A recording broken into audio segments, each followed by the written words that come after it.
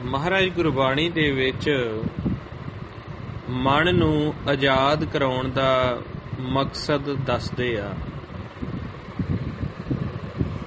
ਮਨ ਆਜ਼ਾਦ ਕਰਾਉਣਾ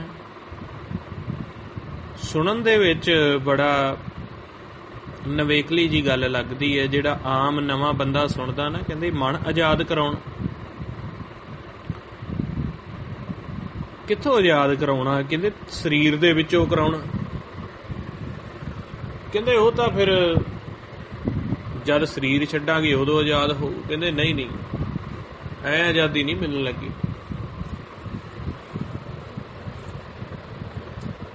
ਆਜ਼ਾਦੀ ਮਿਲਣੀ ਆ ਜੇ ਆਪ ਉਦਮ ਕਰੋਗੇ, ਆਪ ਦੇਖੋਗੇ, ਆਪ ਮਰੋਗੇ, ਫਿਰ ਮਿਲਣੀ ਆਜ਼ਾਦੀ। ਜੇ ਕਹਿ ਦਿਓ ਵੀ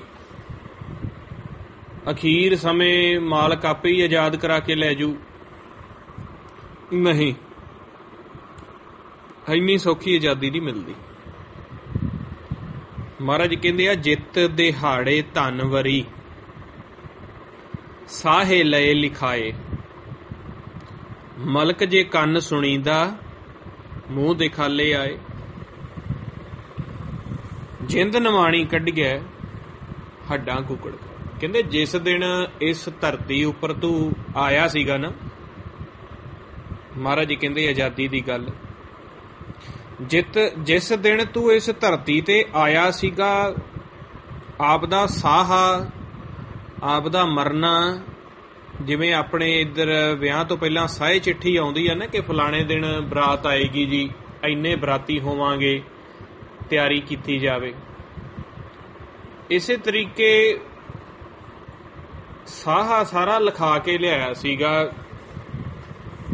ਮਰਨ ਲਿਖਾਏ ਮੰਡਲ ਮੈਂ ਆਏ, ਜੀਵਨ ਸਾਜੈ ਮਾਈ।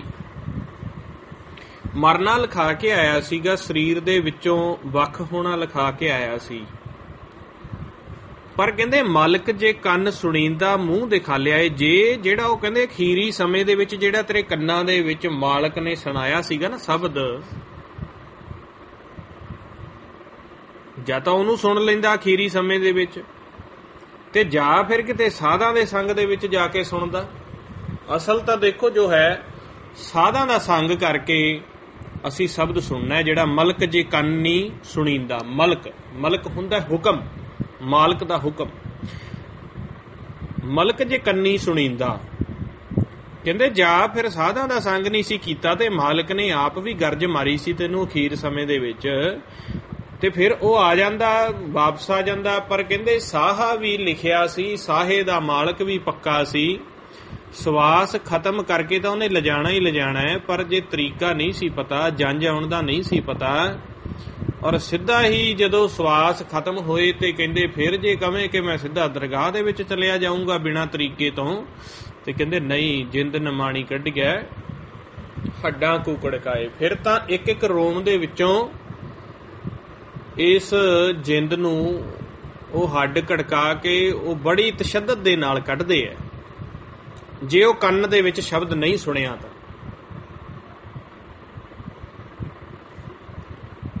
ਕਹਿੰਦੇ ਸਾਹੇ ਲਿਖੇ ਨਾ ਚੱਲਣੀ, ਜਿੰਦੂ ਕੋ ਸਮਝਾਏ, ਜਿੰਦ ਵਹੁਟੀ ਮਰਨ ਵਰਲੈ ਜਾਸੀ ਪਰਨਾਏ। ਆਪਣ ਹੱਥੀ ਜੋੜ ਕਹਿ ਗਲ ਲੱਗੇ ਧਾਏ, ਵਾਲੋ ਨਿੱਕੀ ਪੁਰਸਲਾਤ ਕੰਨੀ ਨਾ ਸੁਣੀ ਆਏ। ਫਰੀਦਾ ਕੀੜੀ ਪਵੰਦੀ ਖੜਾ ਨਾ ਆਪ ਮੋ। ਕਹਿੰਦੇ ਜੇ ਕਹਿ ਦੇਵੇਂ ਕਿ ਵੀ ਸਾਹੇ ਜਿਹੜਾ ਲਿਖਿਆ ਆ ਉਹ ਮਿਟ ਜਾਵੇ ਇੱਥੇ ਆਣ ਤੇ ਤੂੰ ਬੇਸ਼ੱਕ, ਕਹਿੰਦੇ ਜੇ ਹੁਣ ਕਾਂ ਜਿਹੜਾ ਆ ਉਹ ਅੱਖ ਮੀਚ ਲੈਂਦਾ ਹੈ ਤੇ ਕਹਿੰਦਾ ਬਈ ਰਾਤ ਪੈ ਗਈ, ਹੁਣ ਕਾਂ ਦੇ ਮੀਚੇ ਅੱਖ ਮੀਚਿਆਂ ਜੇ ਉਹ ਕਵੇ ਵੀ ਰਾਤ ਪੈ ਗਈ, ਸੂਰਜ ਤਾਂ ਹੈ ਹੀ ਨਹੀਂ, ਇਹ ਤਾਂ ਕਾਂ ਦੀ ਗਲਤੀ ਹੈ। ਕਾਂ ਅੱਖ ਮੀਚ ਲੈਂਦਾ ਹੈ ਤੇ ਕਹਿੰਦਾ ਰਾਤ ਪੈ ਗਈ, ਤੇ ਟਾਣ ਤੋਂ ਨੀਚੇ ਡਿੱਗ ਪੈਂਦਾ ਕਾਂ। ਹੁਣ ਜੇ ਤੂੰ ਇੱਥੇ ਆ ਕੇ ਸਾਹਾ ਭੁੱਲ ਗਿਆ, ਤੂੰ ਆਪਾਂ ਸਾਰੇ ਆਪਦੀ ਅਪੁਆਇੰਟਮੈਂਟ ਵਾਪਸ ਜਾਣ ਦੀ ਲੈ ਕੇ ਆਏ, ਜੇ ਤੁਸੀਂ ਭੁੱਲ ਗਏ ਹੋ ਤੇ ਇਹਦਾ ਇਹ ਤਾਂ ਨਹੀਂ ਮਤਲਬ ਵੀ ਉਹ ਪਿੱਛੇ ਲਿਖਿਆ ਮਿਟ ਗਿਆ ਜਾਂ ਰੱਬ ਕੋ ਦਇਆ ਕਰੇਗਾ, ਨਹੀਂ, ਉਹ ਬੜਾ ਪੱਕਾ ਹੈ।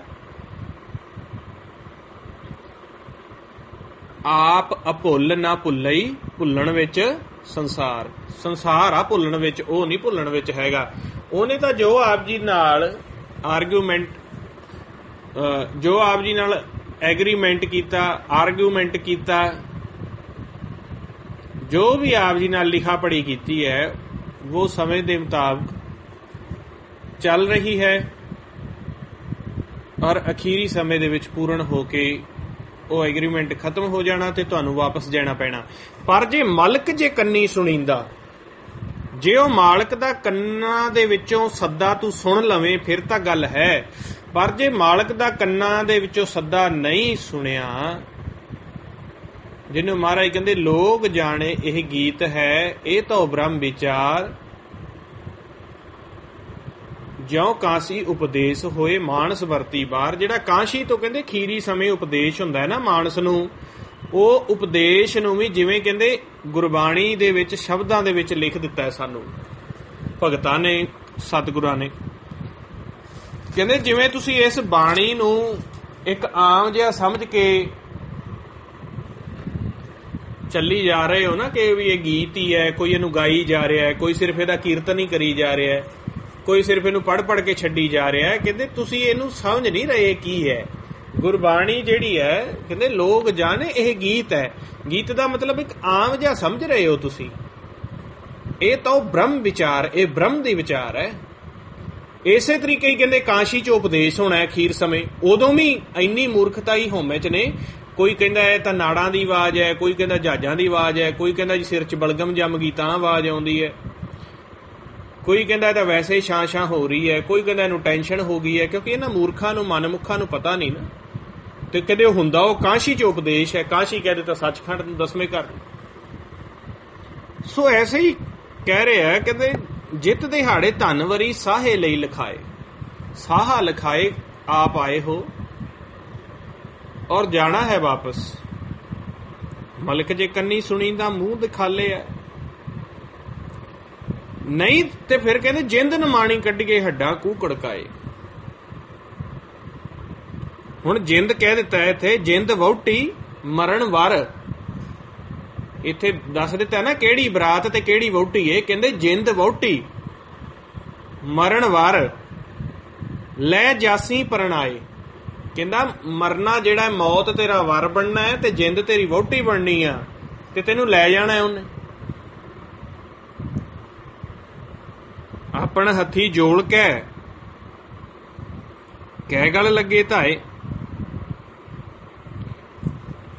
ਹੁਣ ਜੇ ਆਪ ਦੇ ਹੱਥੀ ਹੀ ਤੂੰ ਨਹੀਂ ਕਾਰਜ ਸਵਾਰ ਸਕਿਆ ਤੇ ਵਹਿੰਦਿਆਂ ਵਹਿੰਦਿਆਂ ਸਰੀਰ ਖੁੱਸ ਜਾਣਾ ਤੇਰੇ ਤੋਂ, ਤੇ ਫਿਰ ਤੂੰ ਕਿਹਦੇ ਨਾਲ ਕਹਿੰਦੇ ਜਾਏਗਾ। ਜਿਹੜਾ ਬੰਦਾ ਕਹਿੰਦੇ ਸਮੇਂ ਦੇ ਰਹਿੰਦਿਆਂ ਤੂੰ ਨਹੀਂ ਕਰ ਸਕਿਆ, ਇਹ ਗੱਲ ਫਰੀਦ ਸਾਹਿਬ ਦੀ ਕਿੱਥੇ ਜਾ ਕੇ ਟੁੱਕਦੀ ਹੈ। ਕਹਿੰਦੇ ਆਜ਼ਾਦ ਤੂੰ ਕਰਾਇਆ ਹੀ ਨਹੀਂ ਮਨ ਨੂੰ, ਤੇ ਫਿਰ ਕਿੱਥੇ ਕਿਵੇਂ ਲੈ ਜਾਏਗਾ। ਕਹਿੰਦੇ ਵਾਲੋਂ ਨਿੱਕੀ ਪੁਰਸਲਾਤ ਕੰਨੀ ਨਾ ਸੁਣੀ ਆਏ। ਉਹ ਇੰਨਾ ਕੁ ਸੂਖਮ ਰਸਤਾ ਹੈ ਜਿੱਥੋਂ ਲੰਘਣਾ ਹੈ, ਵਾਲ ਤੋਂ ਵੀ ਨਿੱਕੀ ਏ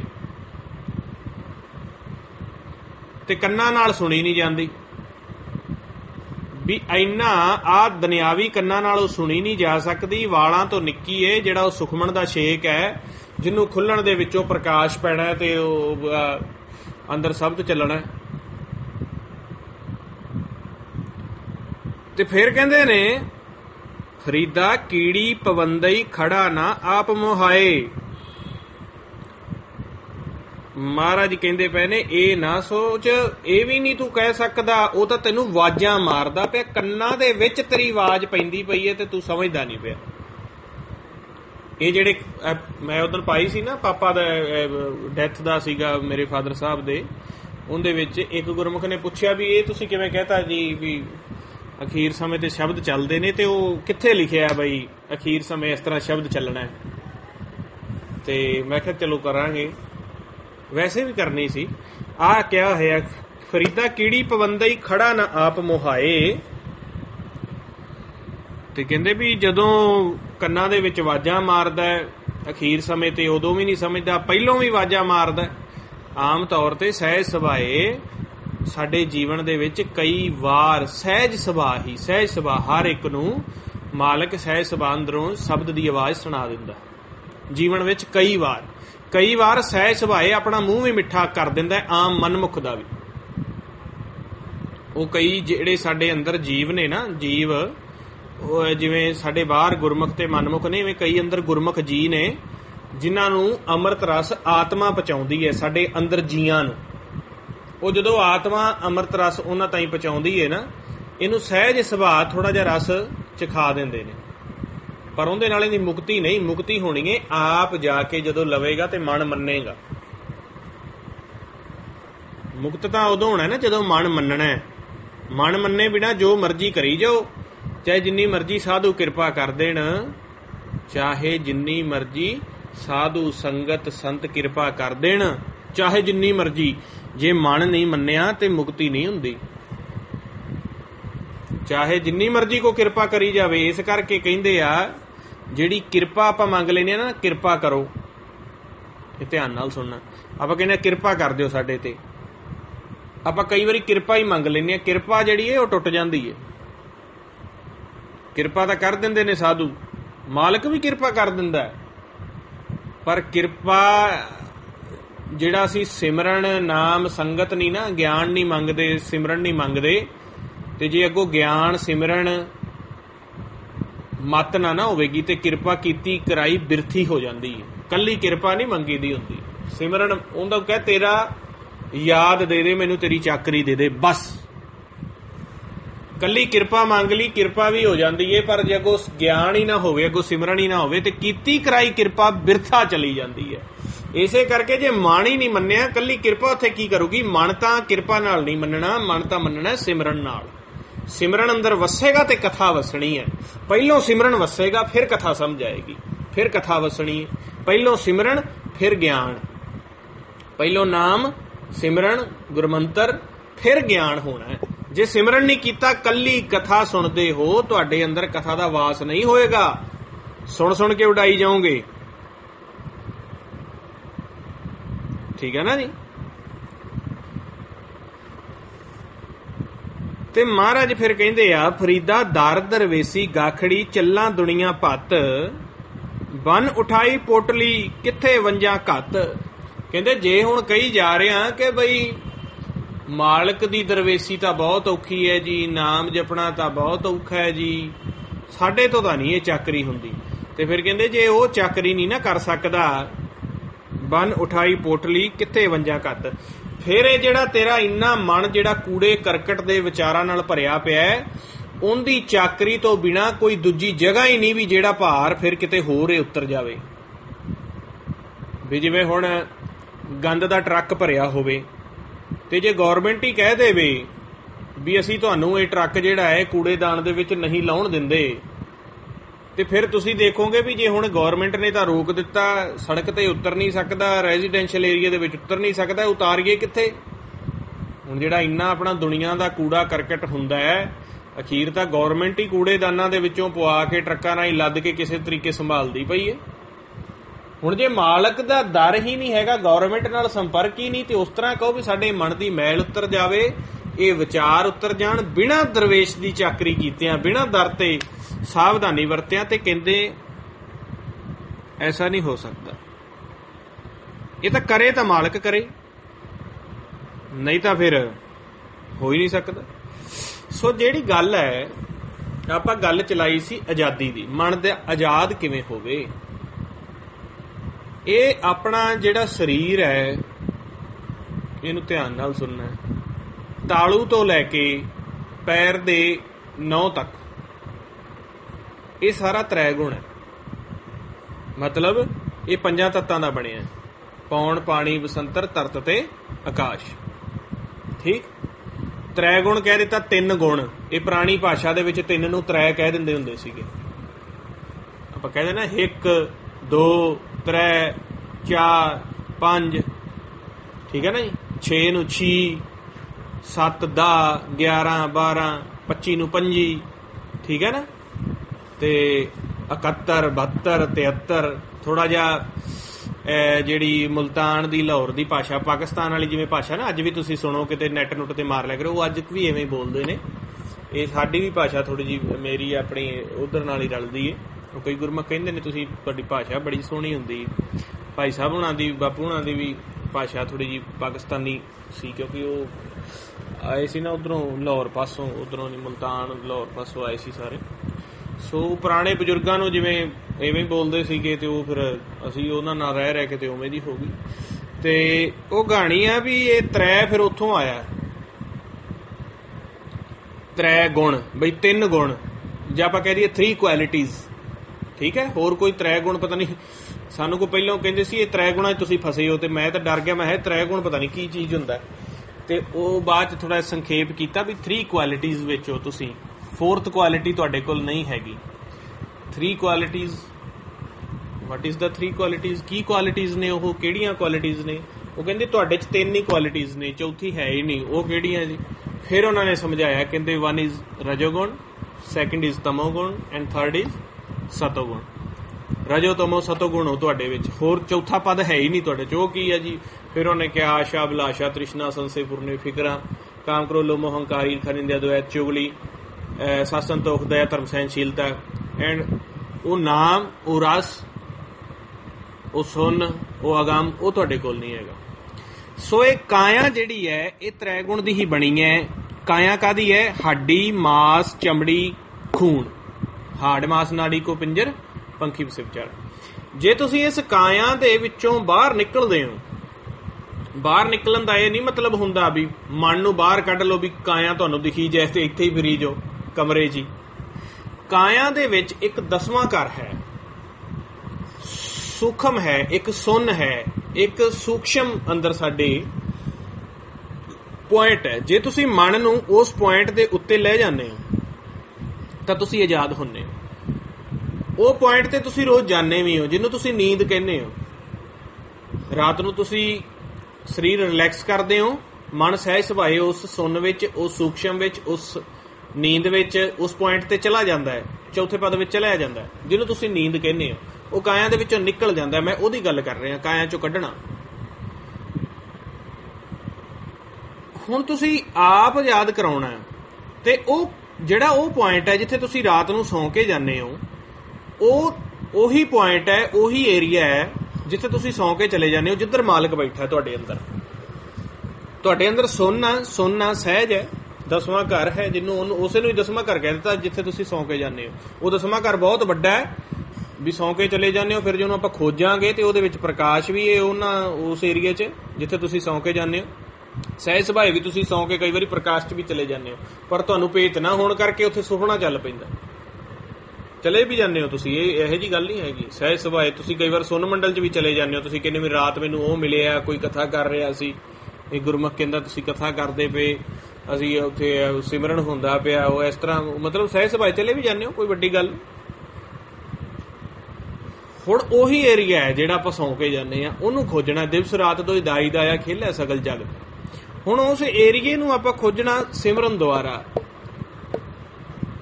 ਯਾਦ ਦੁਆਰਾ, ਜਾਂ ਕਹਿ ਦਈਏ ਧਿਆਨ ਨੂੰ ਇੱਕ ਚਿੱਤ ਕਰਕੇ ਖੋਜ ਸਕਦੇ ਹਾਂ ਆਪਾਂ।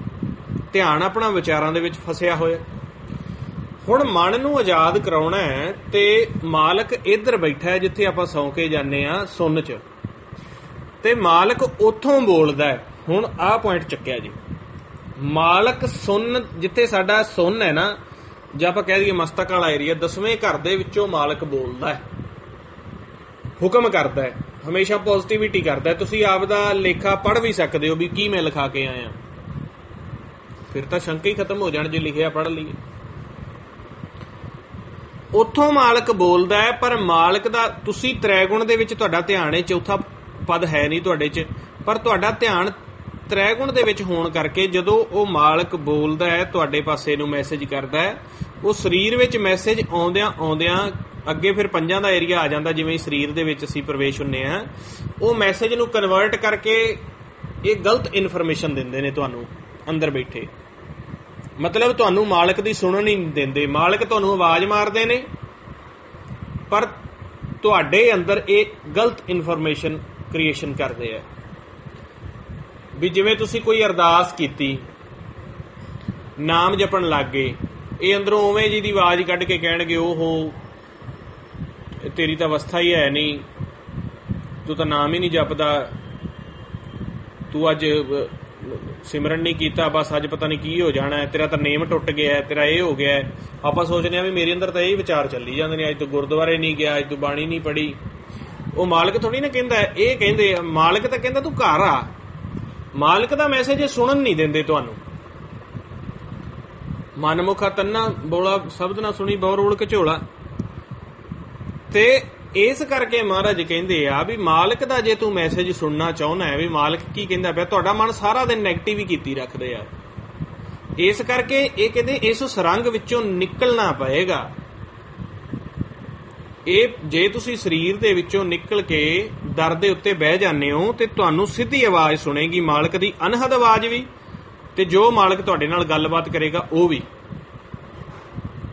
ਇਹ ਨਿਕਲਣ ਨਹੀਂ ਦਿੰਦੇ ਵੀ ਜੇ ਨਿਕਲ ਗਿਆ ਇਹ ਸਾਡੀ ਚੋਰੀ ਫੜੀ ਜਾਏਗੀ।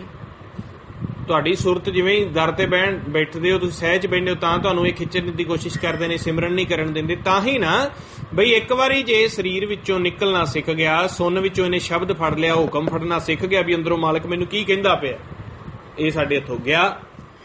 ਮਾਲਕ ਹਰ ਵਕਤ ਤੁਹਾਨੂੰ ਬੋਲਦੇ ਪਏ, ਗੱਲਾਂ ਕਰਦੇ ਪਏ, ਤੁਹਾਨੂੰ ਆਵਾਜ਼ ਮਾਰਦੇ ਆ ਅਨਹਦ ਦੁਆਰਾ ਵੀ, ਤੇ ਤੁਹਾਨੂੰ ਵੈਸੇ ਵੀ ਸੰਦੇਸ਼ਾ ਭੇਜ ਦਿੰਦੇ ਆ, ਪਰ ਤੁਹਾਡੇ ਤੱਕ ਉਹ ਆਉਂਦਾ ਹੀ ਨਹੀਂ ਨਾ। ਜਿਵੇਂ ਆਪਾਂ ਕਹਿ ਦਈਏ ਫਿਲਮਾਂ 'ਚ ਨਹੀਂ ਕਈ ਵਾਰ ਦੇਖਦੇ ਵੀ ਉਹਦੀ ਮਾਂ ਚਿੱਠੀਆਂ ਪਾਉਂਦੀ ਏ ਤੇ ਜਿਨ੍ਹਾਂ ਦੀ ਕੈਦ ਵਿੱਚ ਹੁੰਦਾ ਚਿੱਠੀ ਨਹੀਂ ਫੜਾਉਂਦੇ ਅੱਗੋਂ, ਠੀਕ ਹੈ ਨਾ। ਕਈ ਵਾਰੀ ਆਪਾਂ ਦੇਖਦੇ ਹਾਂ ਵੀ ਜਿਹੜਾ ਮਤਲਬ ਵਿੱਚੋਂ ਬੱਚੇ ਦਾ ਬਾਪ ਹੁੰਦਾ ਹੈ, ਉਹਨੂੰ ਪੈਸੇ ਦਿੰਦਾ ਨੌਕਰ ਦੇ ਹੱਥ, ਤੇ ਨੌਕਰ ਉਹਦੇ ਤੱਕ ਪਹੁੰਚਾਉਂਦਾ ਹੀ ਨਹੀਂ, ਉਹਨੂੰ ਭੁੱਖਾ ਨੰਗਾ ਰੱਖਦਾ।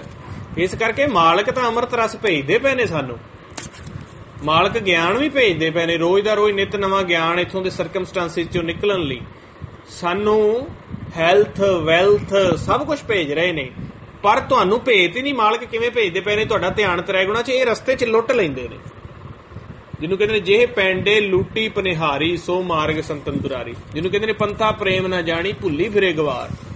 ਤੁਸੀਂ ਪ੍ਰੇਮ ਦਾ ਰਸਤਾ ਨਹੀਂ ਬੁੱਝ ਰਹੇ, ਤੁਹਾਨੂੰ ਲਿਵ ਦਾ ਰਸਤਾ ਨਹੀਂ ਪਤਾ। ਇਸ ਕਰਕੇ ਜਿੰਨਾ ਵੀ ਮਟੀਰੀਅਲ ਤੁਹਾਡਾ ਦਸਮ ਦੁਆਰ 'ਚੋਂ ਆ ਰਿਹਾ ਹੈ, ਮਾਲਕ ਡਾਇਰੈਕਟ ਭੇਜਦੇ ਪਏ ਨੇ, ਹਰ ਇੱਕ ਦੀ ਬਹੁਤ ਪ੍ਰਤਪਾਲਨਾ ਕਰਦੇ ਪਏ ਨੇ, ਤੁਹਾਡੇ ਤੱਕ ਉਹ ਪਹੁੰਚਦਾ ਹੀ ਨਹੀਂਗਾ ਮਾਲ, ਇਹ ਰਸਤੇ 'ਚ ਹੀ ਲੁੱਟ ਲੈਂਦੇ ਨੇ।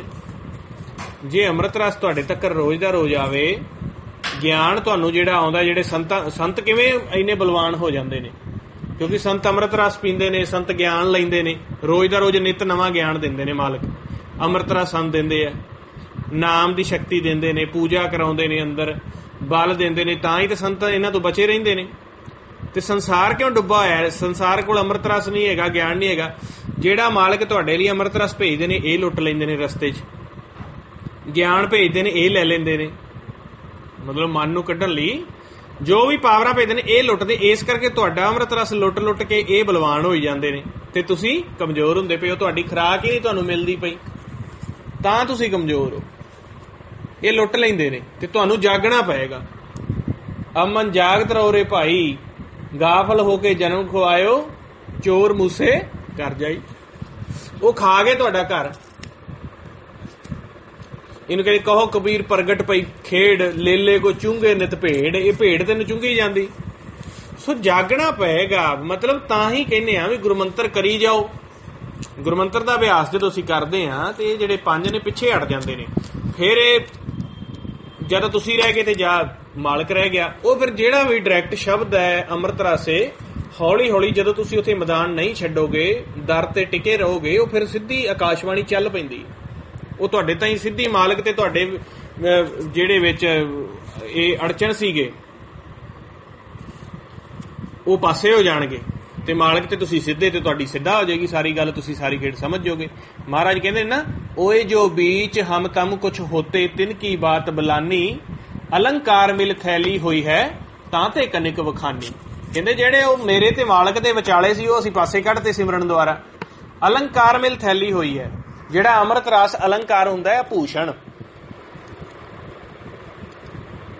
ਮਹਿੰਗੀਆਂ ਚੀਜ਼ਾਂ। ਕਹਿੰਦੇ ਉਹ ਜਿਹੜੀਆਂ ਅਣਮੁੱਲੀਆਂ ਚੀਜ਼ਾਂ ਮੈਨੂੰ ਸਿੱਧੀਆਂ ਮਿਲਣ ਲੱਗ ਗਈਆਂ ਤੇ ਅਣਮੁੱਲੀਆਂ ਚੀਜ਼ਾਂ ਦਾ ਰੰਗ ਮੇਰੇ ਉੱਤੇ ਚੜ ਗਿਆ ਤੇ ਮੈਂ ਇਹਨਾਂ ਪੰਜਾਂ ਤੋਂ ਜਿੱਤ ਗਿਆ।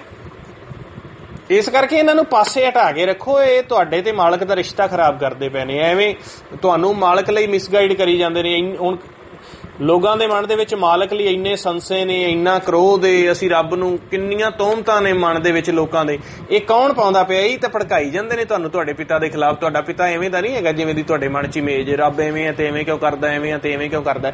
ਇਹ ਗਲਤ ਇਮੇਜ ਬਣਾਈ ਹੋਈ ਇਹਨਾਂ ਨੇ ਤੁਹਾਡੇ ਮਨ 'ਚ। ਸਿਰਫ ਆਪ ਤਾਂ ਹੀ ਰੱਖਦੇ ਨੇ ਵੀ ਨਸ਼ਾ ਪੀਂਦੇ ਰਹਿਣ, ਸਰੀਰ ਨੂੰ ਪਿਆਰ ਕਰਦੇ ਰਹਿਣ, ਕਾਮ ਕ੍ਰੋਧ ਵਿੱਚੋਂ ਵੀ ਮੈਂ ਤਾਂ ਯਾਰ ਸ਼ਰਾਬ ਹੀ ਮੈਨੂੰ ਚੰਗੀ ਏ, ਮੈਨੂੰ ਤਾਂ ਯਾਰ ਘਰ ਗ੍ਰਸਤੀ ਚੰਗੀ ਏ, ਮੇਰੇ ਬੱਚੇ ਹੀ ਚੰਗੇ ਨੇ, ਮੇਰਾ ਪਰਿਵਾਰ ਹੀ ਚੰਗਾ ਹੈ। ਮਾਲਕ ਨਾਲ ਰਿਸ਼ਤਾ ਬਣਨ ਹੀ ਨਹੀਂ ਦਿੰਦੇ। ਉਹਦੇ ਔਗਣ ਔਗਣ ਤੁਹਾਡੇ ਮਨ ਦੇ ਵਿੱਚ ਵਸਾਈ ਜਾਣਗੇ ਉਹਦੇ ਪ੍ਰਤੀ। ਉਹਦੇ 'ਚ ਔਗਣ ਹੈ ਨਹੀਂ ਤੇ ਦੱਸੀ ਐਵੇਂ ਹੀ ਦੱਸੀ ਜਾਂਦੇ ਨੇ। ਸੋ ਤ੍ਰੈ ਗੁਣ ਤੋਂ ਉੱਪਰ ਉੱਠਣਾ ਪਏਗਾ, ਮਨ ਨੂੰ ਆਜ਼ਾਦ ਕਰਾਉਣਾ ਪਏਗਾ। ਸਿਮਰਨ ਦੁਆਰਾ ਬੜਾ ਸੌਖਾ ਹੈ। ਜਦੋਂ ਸਿਮਰਨ ਕਰਦੇ ਜੇ ਤੇ ਤੁਸੀਂ ਉੱਪਰ ਉੱਠੇ ਰਹੋਗੇ, ਇਹ ਪਾਸੇ ਹਟੇ ਰਹਿਣਗੇ। ਤਾਂ ਕਹਿੰਦੇ ਆ ਤੁਸੀਂ ਵਿਚਾਰਾਂ 'ਚ ਸੁੱਤੇ ਪਏ ਹੋ। ਬੜਾ ਸੌਖਾ ਹੈ ਜੇ ਸੁਣ ਕੇ ਮੰਨ ਲਓ ਤੁਸੀਂ। ਜੇ ਤੁਸੀਂ ਮੰਨ ਗਏ ਨਾ ਤੇ ਮੈਂ ਸ਼ਰਤ ਲਾਉਣਾ, ਇੱਕ ਬੰਦਾ ਮੰਨਿਆ ਹੋਇਆ ਜਿਹਦਾ ਮਨ ਮੰਨ ਜਾਵੇ ਸਿਮਰਨ ਤੇ ਇਕੱਤ ਕਥਾ ਦੇ ਗਿਆਨ ਲਈ, 5 ਮਿੰਟਾਂ 'ਚ ਅੰਮ੍ਰਿਤ ਰਸ ਮੰਨ ਜਾਵੇ, ਫਿਰ ਘਰ 'ਚ ਵਾਸ ਹੋ ਜਾਏਗਾ।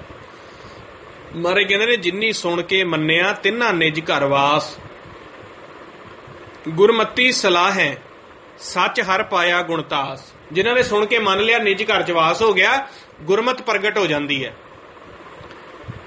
ਕਿਵੇਂ? ਕਹਿੰਦੇ ਸ਼ਬਦ ਰੱਤੇ ਸੇ ਨਿਰਮਲੇ ਹੋਂ ਸਦ ਬਲਿਹਾਰੇ ਜਾਸ, ਹਿਰਦੇ ਜਿਨ ਕੇ ਹਰ ਵਸੈ ਤਿਤ ਘਟ ਹੈ ਪ੍ਰਗਾਸ। ਠੀਕ ਹੈ ਨਾ? ਮੰਨੋ ਤੁਸੀਂ ਇਸ ਚੀਜ਼ ਨੂੰ, ਜੋ ਸਿਮਰਨ ਤੇ ਅਕੱਥ ਦੀ ਗੱਲ ਕੀਤੀ ਜਾਂਦੀ ਹੈ। ਮੰਨ ਕੇ ਤੁਸੀਂ ਨਿਕਲ ਸਕਦੇ ਹੋ। ਅੱਛਾ, ਫਿਰ ਅਗਲਾ ਪੁਆਇੰਟ ਆਪਾਂ ਕਰਦੇ ਹਾਂ।